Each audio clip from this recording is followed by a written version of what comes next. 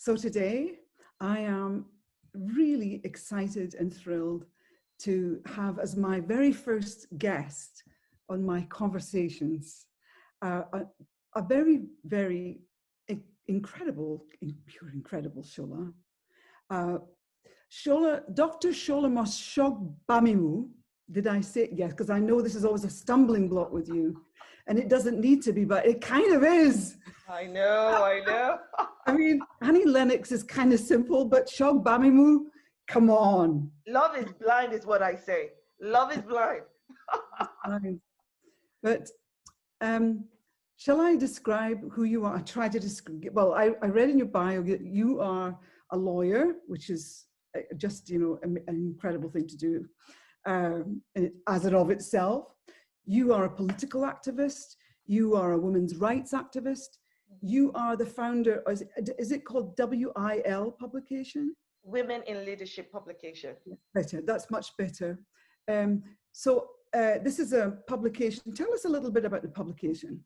So the publication is really to highlight the incredible, inspiring journeys of women and women from different backgrounds, different class, faith, race, just to show how, the commonalities between us and how we can inspire each other.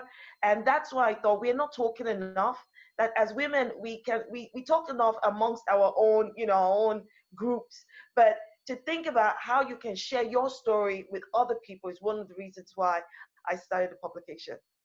Oh, that just gives me thrills, because I think this is what we need more than ever.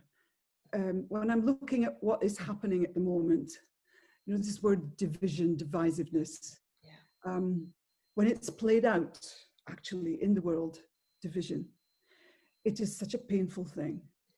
And there's no healing, because all we have is just fighting and no dialogue, no empathy or compassion or understanding or listening. And I think listening is number one.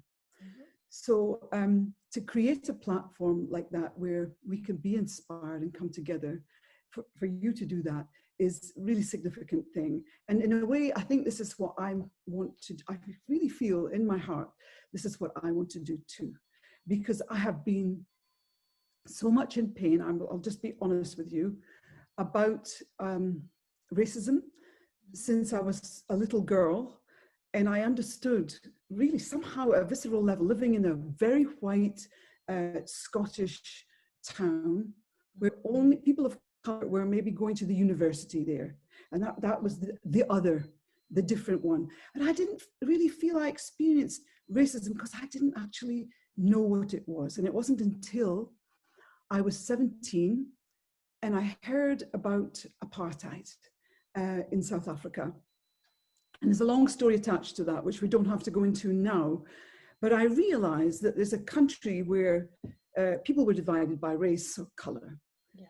And I thought at that point, I will never step foot in that country, because it disgusted me that something like that could actually exist. And so that was in 1971, which seems like aeons ago. And it wasn't until 2004 that I actually stepped foot on South African soil. And then there was the opportunity to perform for 46664, which was Nelson Mandela's HIV and AIDS Foundation. And then my journey went on from there. So it's interesting now. I've been spending the last few days in deep reflection, because I live in the United States now. And I've started to understand that even me, because I thought I knew a lot and had been through this lifetime of observing injustice in the form of racist discrimination, but even me, I have so much to learn. I still have so much to learn. And I'm so willing to learn more. But Shola, I want if you wouldn't mind, share a little bit with me about what you feel people have, I'd hate to say, my skin color, it's so ridiculous.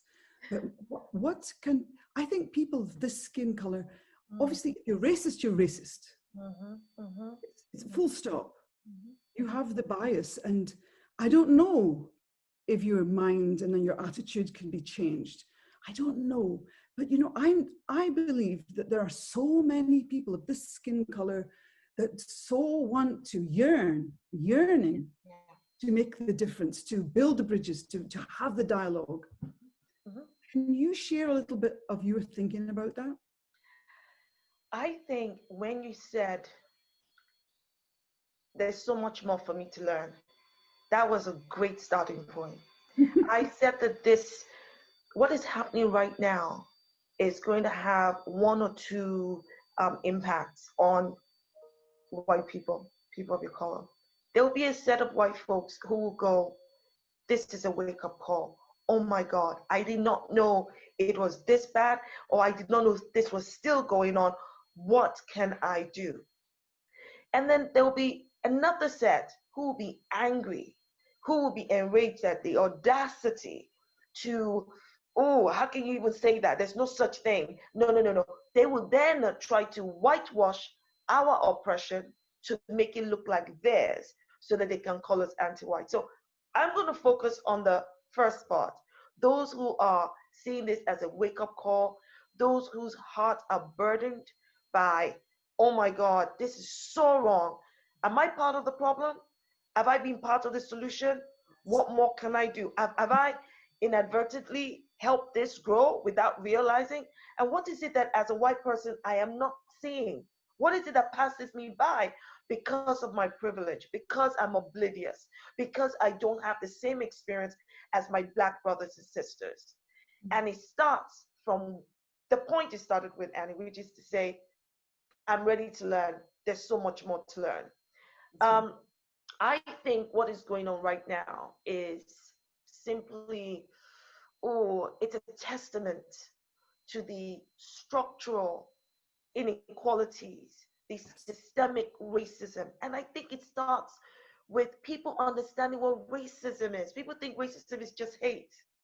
Or, I'm being racist to you when I, maybe use the N word against you. Not understanding what the impact is of stereotypical language, of speaking out or speaking against Black people, not understanding that there's a negative impact on the quality of life and choice of Black people when white people weaponize their whiteness against Black people. So for instance, Annie, if you and I were to get into a tiff and God knows, maybe we don't know each other, I'm like, oh, she's a cow. And you're like, you could call me something else, and you call me a bitch, whatever it is, right? Now, me calling you a cow, that's where it ends. It doesn't go beyond that. But you calling me a Black bitch, you then using your power to maybe ensure that something as small as I can't buy something in a shop anymore, or you call the police on me, or you get me fired. You can actually do that because of your skin color. I can't do that.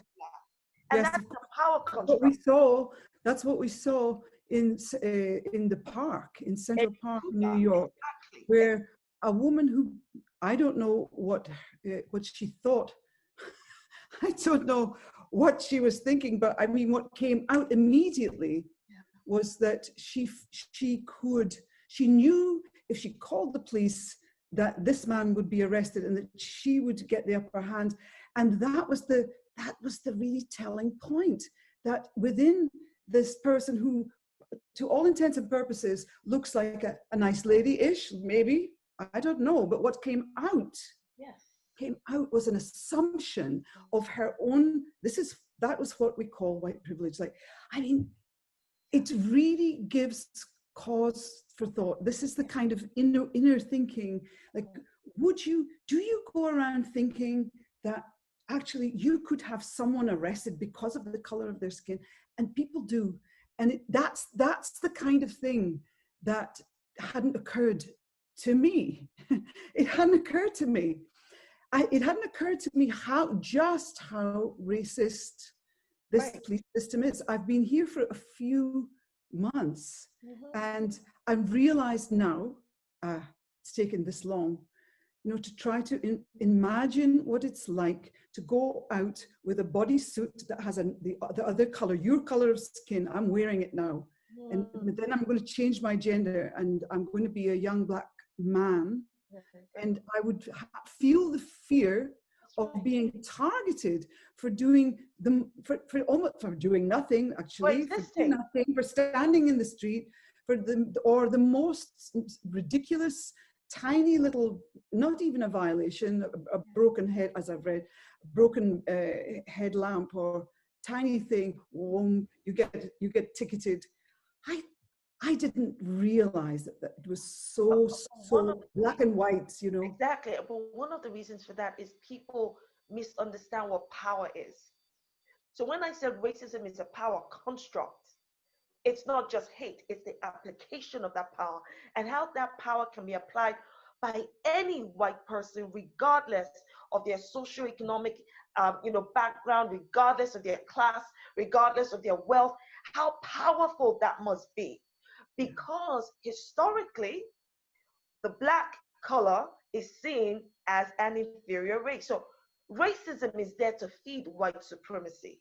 Racism was created as a power construct by white nations Definitely. to deny Black people an equal value of life and liberty for the benefit of white people.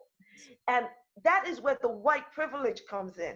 So it's like, for instance, okay, like you mentioned, I'm a lawyer. Now, there's some things I can confidently speak of. So I could, for instance, be in a discussion with another white person, and I'm speaking authoritatively on the basis of my knowledge, on my profession, not my color, because my color doesn't give me any power. But as a lawyer and educated on that point, that gives me knowledge, and we know knowledge is power. Now, imagine me talking to another white woman.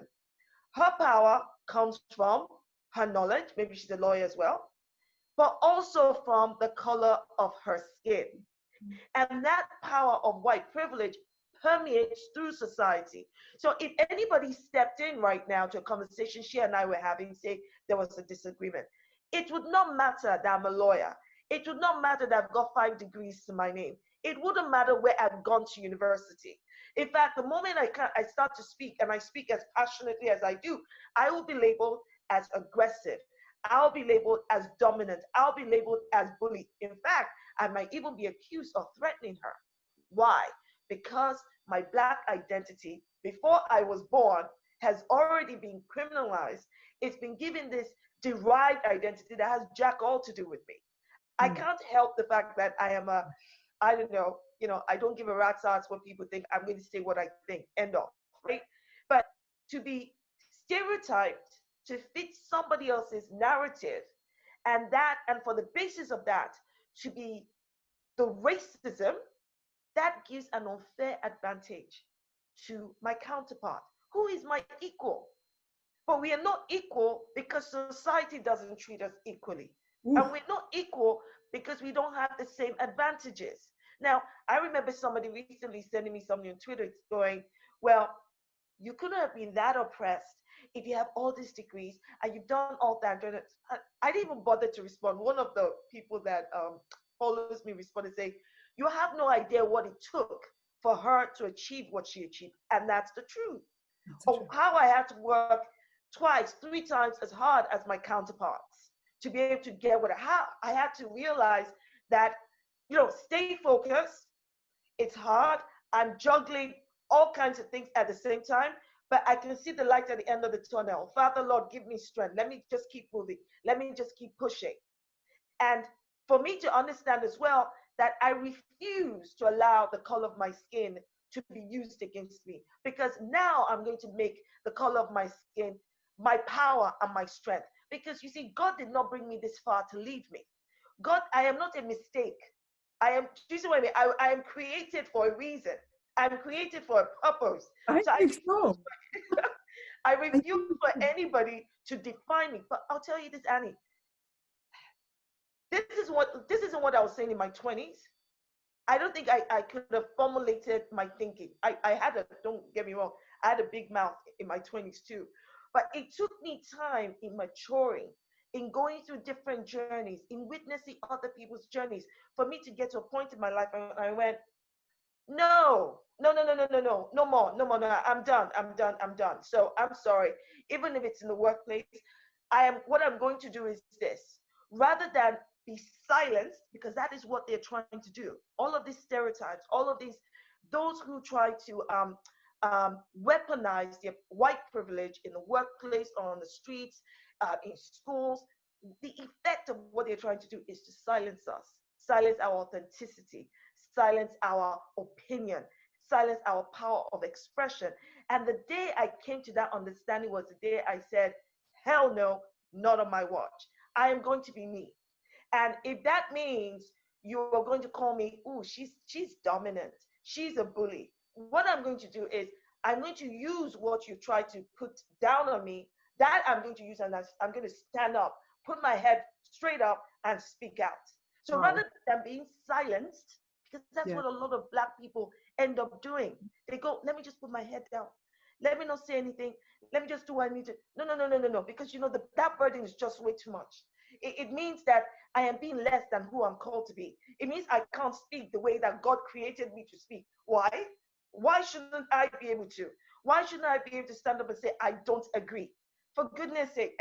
And I think one of the things earlier today I was asked, what got you started in your, being more visible, actively? And what got you started? And I said, I got pissed off.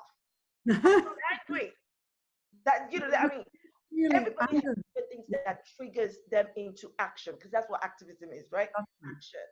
Me, it is when I get seriously ticked off. I go, really? I say, okay. Then I show the Nigerian side of me. I'm like, where's my wrapper? Bring my wrapper. Let me tie it around my waist. Come on, let us start this. But it comes with an understanding of how the system works. That's what I'm saying. It's not just Amy Cooper. It is not just police brutality. It's not just the government who allows, as far as I'm concerned, there's some policies and legislation out there that are not in our best interest. It is what supports all of this divisive rhetoric, negative impact of policies, of authorities on our lives. And that what supports it is that structural racism, which is there to feed white supremacy. Yes. So I can see that you are fueled by anger. And I understand that anger. No, and you don't need to do that, because actually it's a very valid place to come from. Mm-hmm. It's a righteous and indignant anger against injustices that are played out, as you said, not just in the big way, but actually it's all the way through the system. And I'm thinking to myself, well, it's tricksy. It's very delicate, because I believe that we need to have the dialogue. And I believe that when I say we, I mean people of like minds, shared values, no matter what our color of skin. So we can come together. But I think that, and this is not a criticism, it's an observation, that anger is a very, very strong and helpful thing, because we must be fueled by outrage. But I think that culturally speaking, many white-skinned people are afraid of the anger. When the anger is expressed, they don't know what to do with it, and they feel they want to get involved, they want to learn about it, but then they feel like running away from it, because the anger is, I'm just putting this out there, that the anger is almost like too much, and they feel bad, they feel guilty for something they didn't even know they did. They didn't know. Right. Know. And this is the point. They don't know. They don't know the full extent of it, because they haven't lived the experience. They just don't know. I feel like I know. I feel I've always known. Because why? Because I'm a very sensitive kind of empath that sees injustice all the time. Whatever it is, I'll find it, because somehow or another, I'm wired that way. And it just has given me pain. And I have tried to, throughout my life, I've tried to make a contribution. I don't know if it's been good enough. I don't know. In fact, I can tell you right now, it's not been good enough. It's not been effective enough. That's the way I feel about it. And it really frustrates me. And as you know, I'm talking also from a feminist perspective that we both share. And I describe myself as intersectional, yes. I also put this term global feminist because I feel, well, for what it's worth, that feminism must be global and it must be for all. And we both agree on that. And it doesn't matter whatever label we put upon it, you know. Yeah. But basically what I want to put to you is, where are the solutions? How can we come together where white-skinned people actually feel safe enough to say, okay, I recognize now, number one, what white privilege actually is. Coming from a working class background, as I've done, I said, I had no privilege. Where was my privilege? I didn't have any privilege. What is this term? At first, I said, I don't want to be called a white privilege. What? That's crazy. That's the racist. That's my skin color. Why? You know, I don't believe in that. And then I understood it. It took some time. It's crazy, but it's like not seeing the wood for the trees. Yes. And I feel apologetic for it, that I didn't see the wood for the trees. But hey, I'm trying. It's the best. I'm doing the best I can do. So Shola, share with me how we can, and I don't like to be defined in skin terms. It really. I know. Yeah. If my mother was listening to me, she, even from a young age, she used to get annoyed at us ever referring to people as white or black. She'll go, with all the money I've spent on your education, there's a very Nigerian mom, is that how you should be referring to people? Do you look black? You're more brown than black. So why are you calling people white? Call them by, I don't know, European, American. So I get that. But this is what I'll say. I think my white siblings should get ready to be uncomfortable. And rather than be afraid of, oh, I can't deal with this anger, right? Just bear for 1 second that for the longest time, for generations, anger is all we had. And our anger had no power. But every single stroke, every single word uttered by those white people who were racist had far more impact on us than anger. So anger was just all the emotion that we had to be able to express ourselves one way or the other. Now, and I'll say this, have dialogues, even when you don't feel, oh, do I feel comfortable enough? This is not the time. This is not the time to get yourself all comfortable. You might need another 100 years, and by then you're not, okay? But the only way you're going to feel the conversation is safe is by having a conversation with somebody you trust. So having a conversation with a black or brown friend, colleague that you know you can trust with your, oh, I've got so many cobwebs in my head right now about white privilege. This is what I think it is, but I don't understand. Somebody you know you can have a conversation with. They're not going to pass judgment on you. As far as they're concerned, you don't understand. Let me help you understand. This is what we mean by it. This is why the term, this is the basis of the term. And this is what it looks like in practice. So one, get ready to be uncomfortable. The whole fragility, white fragility around guilt, you know what? I think that is probably the humane side of you, because you recognize what your ancestors did. It doesn't mean that you are guilty of what they did. It means that you recognize that you are still benefiting from what they did. So yes, what can you do today to equal all of the benefits? How can you use this powerful white privilege for the benefit of Black people rather than against them? Whether it's intentional or unintentional, whether it's you're being oblivious or, oh, you're just being silent, and so you're being complicit through silence. So I think it's that.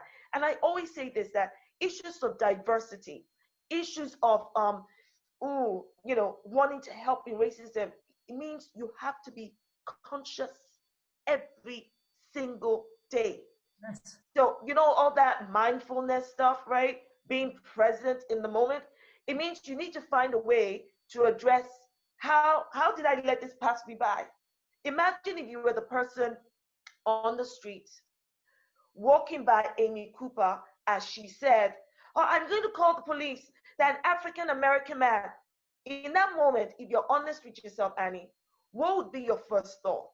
Would you immediately think, "Oh, why is she taking advantage of this man?" Would you think this man must be doing something to this white woman? Mm. Just I don't know. you don't know, but I'm saying this is what people Yes. think about. This is what, try and put yourself in that position. If I was there in that moment, what would I think? And then when you realize, oh, actually, I think my first thought would be this, then you go, why would I think that? And that you need to start, Right. it's a way of deconstructing what your thinking is, and then you go, but how did I ever come up with that thinking, that mindset? What was I exposed to? What have I been exposed to growing up? This is quite a sophisticated, this would take a person with quite a sophisticated mind, with the will for self-inquiries. Yeah. This is the problem in a way. So, you know, I'll just say, when I first saw the demonstrations that took place in every single major city across the United States, I felt like, my God, look at this young generation who've picked up the gauntlet, not the gauntlet, but they picked up whatever you're picking up, the flame, the torch. Yes. And they're carrying it now, they're getting it. And look at how diverse. I mean, it was a mix. You can't say, it was, I don't know what the kind of proportions were, but there were just as many white kids or brown kids or black. It was mixed. And this is what gave me a feeling of like, oh wow, there's a shape shift taking place. Yeah. At the same time, what you've described to me is like, what would you do if you saw that? Yeah. To me, that would take, like I say, quite a sophisticated person who has the will for self-inquiry. If you don't have, you see, this binary thing of black, white, the simplistic thing, if you don't have the will for self-inquiry, if you just think it's just like, this is the way it is, and you actually, as a part of you, actually thinks when they see people of color that they are in some way inferior to you, which is often the case. It must be true. I'm not in everybody's head, but that must be the case. So you're not even thinking that way. You're just going.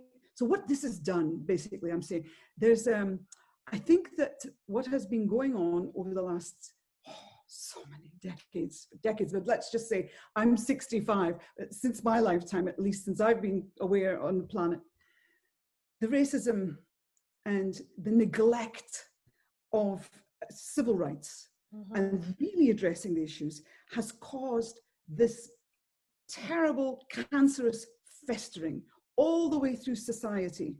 And it's just been ignored.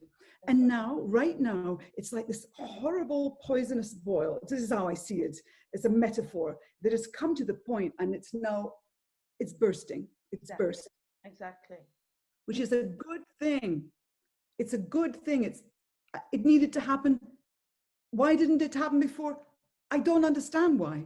Why didn't it happen before? I can tell you why. Please do, please. I can tell you why. It's the same reason why you and I will be having this same conversation in 10 years' time. God. Because, and I'll tell you why, and this is to refer to what you said earlier when you said it would take a sophisticated mind to be able to deconstruct. And I don't think it takes a sophisticated mind. It takes the mind of somebody who is exactly where you are, saying, what can I do to help? When you are ready for a change within you, it means you're going, that's why I said dealing with racism, and I think for white folks, dealing with racism means that they need to be consciously, effortlessly conscious every single moment about it. It means being present every single time. And that means you're switching on something you never switched on before. But then you would never, that's the funny thing, is like people say, but I'm not racist, I would never think, but you know, it's like you have to dig deeper. It starts with an open mind. So I had somebody reach out to me on a Facebook post that I put on. And this was a gentleman in his 60s, because you see, everything we're talking about isn't just happening in the States, it's happening right here. And he reached out to me, and what he said to me in few short sentences was, "You're effing racist. How dare you say that about white people? How dare you, blah, blah, blah." So I responded back to him and I said, I gave him all kinds of reasons. What I'm going to say is, between his first post of calling me an effing racist to the private message he then sent me, so the post was for the public to see. Then he sent me a private message saying, I am sorry. I didn't understand what you were trying to say. I'm 61 years old. I don't like racism. And, I have black friends, I have brown friends, but I didn't understand this thing was there. But first of all, he was angry. And I said something, and then one of my white allies, she responded to the post saying, you are wrong. This is what racism is. And this is why racism looks this way. And I think having a white ally, somebody with his own skin color, say, take a step back. That's not what Shola is talking about. This is what she's talking about. Made him say, well, hold up a second. Am I missing something here? So how many white allies speak up in the face of, oh, I might get attacked too? So Shola is getting attacked.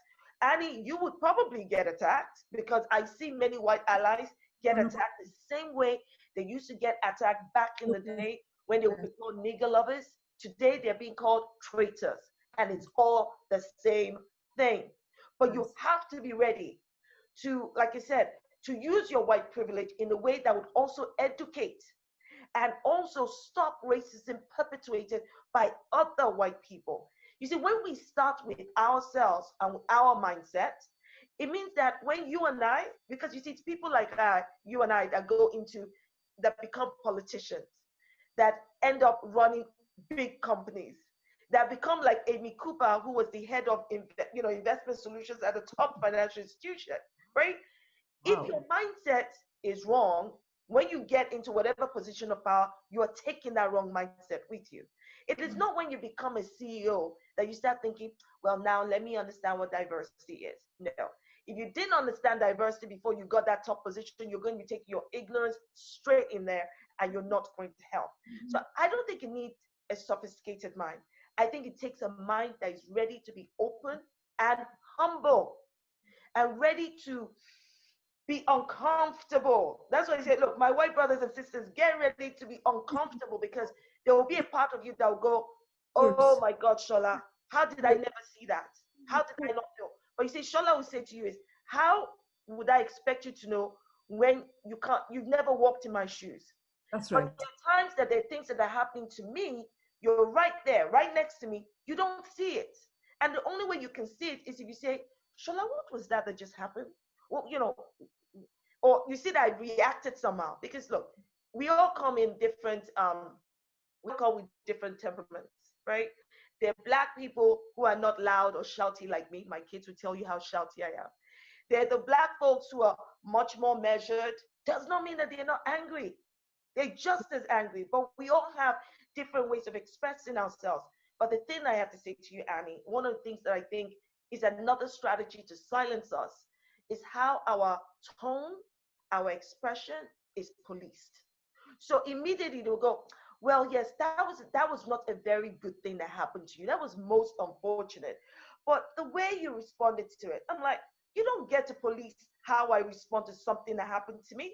That's another way. That is another form of white privilege being weaponized against us. That's like saying, oh yeah, I know you're saying that was discrimination, but well, Shola, well, maybe if you compose yourself this way. No, Shola will compose herself the way she deems fit. Don't discredit the harm and the abuse that I have, experienced by claiming something else. It's the same that's happening right now when some people in society want to discredit the Black Lives Movement and the George Floyd protest by the deaths of the deaths of the civilians and the police and the looting. I'm like, there's no justification for the deaths. That's wrong. Violence, I don't condone violence, but there's also no justification to discredit the absolute necessary legitimacy of the George Floyd protest and Black Lives Matter by focusing only on the looting. Life matters more than property. Yes, we're on the same page. You said something earlier that I would just want to round off with, and that is in 10 years' time, will be, did you say that right? In Yep. 10 years' time, we'll be in the same place. That is really disturbing. I mean, because here's the deal. When you join in with some kind of movement and you're looking for transformative change, you're obviously hoping that whatever you do will affect change. And there have been certain things have happened, I mean, this policeman who killed George Floyd has now been charged with a second-degree murder charge. So, they're obviously listening, they're obviously reacting. And that's great. And the other guys have been brought in and they're going to be, there's going to be a trial, proper trial. And we know that if that had not been caught on camera, it's kind of unlikely. And this is the shocking thing for a lot of people of this color and everyone. It's shocking. It's shocking no matter what. If it hadn't been caught on camera, it probably would have gotten away with it. I don't know any Black person that would have said they were shocked. I don't think Black people were shocked at all. But you see what I mean?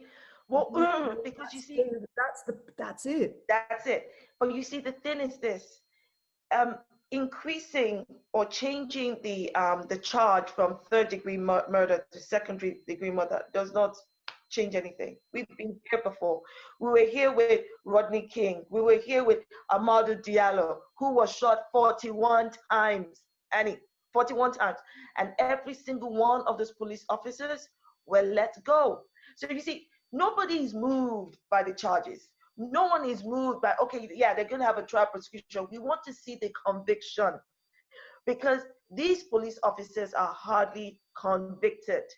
And when I said earlier about 10 years time, we'll still be having this because think about it. This conversation was going on in my parents' time, in your parents' time. In your grandparents' time, in my grandparents' time.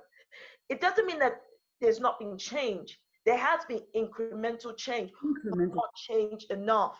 So when I remember my ancestors singing, "We shall overcome," like me, like your ancestors. Yes.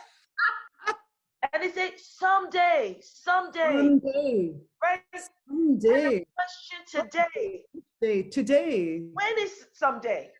When is someday?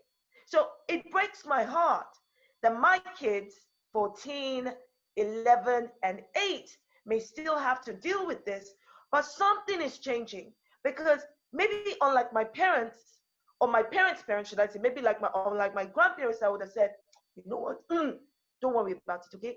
Don't worry, you just put your head down and do the work you have to do. I'm telling my girls, you better put that head up. Do you hear me? Totally. I tell my girls, when I gave birth to you, I did not give birth to you to be subservient to anybody. If anyone is troubling, you come and tell mommy and we'll sort them out. So, there's a difference with the next generation, which gives me a lot of hope.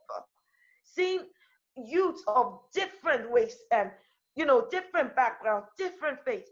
Brilliant, because you know what is finally, I think, clicking for some of them. Definitely. It's the same thing that clicks for you and I when we lend our, you lend your voices and you stand in solidarity with the Muslim community. I'm not Muslim, you're not Muslim. We stand in solidarity with the LGBT, community. Not because we're LGBT, but you know what we recognize? We recognize pain. We recognize struggle. We recognize what it feels like to be rejected. And that for me is enough. I don't need to be gay to know what it looks like to be excluded as a gay person. So I would say to my white siblings, I get that you don't have my same skin color. And I get that you have not experienced what I've experienced. But if you understand what pain looks like, if you understand what struggle looks like, what rejection looks like, what dehumanization looks like, what humiliation looks like, then you should be able to stand in the gap for me. That is all I think we are saying. And the moment you start to change your thinking, when I say you, I mean when our white siblings start to change thinking and make a conscious effort to do so, even the way they will vote would differ. You would not find someone like Trump as president or Boris Johnson, who call Black people pickaninnies with watermelon smiles, as prime minister. There'll be a whole lot more conscious effort that, okay, let's look at the whole picture here. So I'm not just going to vote for you for Brexit. What else do you represent? Who are you going to, who will be oppressed by the flaws you have? Yes. And well, maybe we'll have to round it off now. We could talk and talk I could talk with you or listen to you as well for a long, long, long, long time. But unfortunately, I guess we have to round it off. But I think maybe my question at the very, very end would be, are white people like myself, to ask this, are we welcome? Oh my God, I'm putting my arms around you right now. Heck yes, you're welcome. Are you kidding me? And I'm not welcoming you because you're Annie Lennox. I'm welcoming you because you are my sister. You are my sister. You are my mother. You are my aunt. We can be together. I think sometimes people think that when we speak so passionately about our hurt, our anger, about the struggle and the dehumanization, it means, oh, I'm angry with all of you. No, but you have to give me space to express my anger, because that is what I have. You have to give me space to be able to articulate the struggle, because how else are you going to understand? You should not require me to carry you. I'm carrying enough. I shouldn't have to tone my voice to make you comfortable. I don't have time for that. I am not uncomfortable. So why in God's name should you be uncomfortable when I'm speaking the truth? So let me speak. Let me be. And I will. I'm doing it. Amen, amen, amen. Don't worry about being, just get ready. To my white siblings, I say, get ready to be uncomfortable. That's okay. Get ready to. I'm uncomfortable. I'm really uncomfortable. I've been uncomfortable about this for so many years. And just to say that, even if change is only incremental, no, it's not good enough. I mean, incremental change is not good enough. It's not good enough for me, in my view. Not good enough for me too. Good enough. It has to be really, truly transformative in every aspect. Yeah. And we collectively need leadership that will do it. Yeah. We could talk and talk, and what we need to do is transform talking into action. Positive. Mobilize. Get active. Let's do it. I'm ready. I'm ready. I'm ready. Thank you, Shola. Thank you so much. It's just been such a privilege and pleasure to talk with you. And I hope very, very much that our paths will merge in unity again. Amen to that. Yeah. God bless you. Thank you.